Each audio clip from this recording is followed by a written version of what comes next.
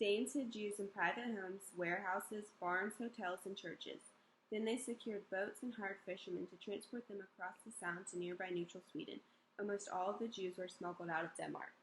So this book I wanted to share today is called The Whispering Town, and it's by Jennifer Elgren and Fabio Santamaro, and it was published in 2014, winning the Jane Addams Award.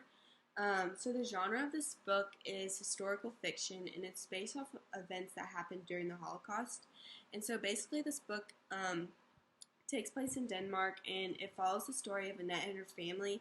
Her family is part of the group known as the Resistance, and during this time, the Resistance worked to oppose the Nazis and their ideology. And so in this book, Annette's family is hiding a family of Danish Jews, but the problem during this time is that what her family is doing is very risky because there's Nazi soldiers constantly going around from home to home searching for hidden Jews. And as you know, during the Holocaust, the Nazis had orders to find and capture all the Jews. So many went into hiding, like the family in this book.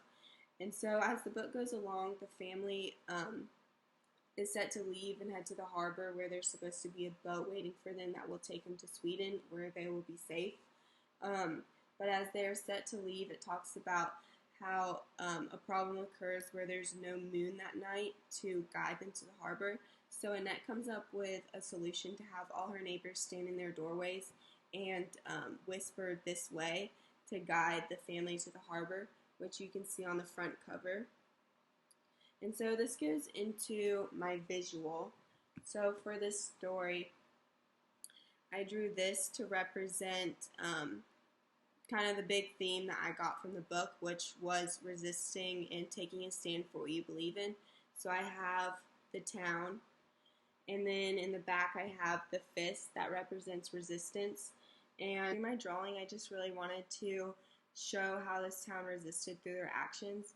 And in the end of the book, it actually talks about how this book was based off a fishing village in Denmark that during the Holocaust they ended up smuggling out 1,700 Jews.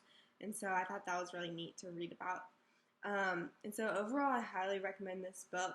If you enjoy books about like taking a stand, going against the norm, or even books about the Holocaust in general, I think you will really love this book. So I hope you get a chance to read it.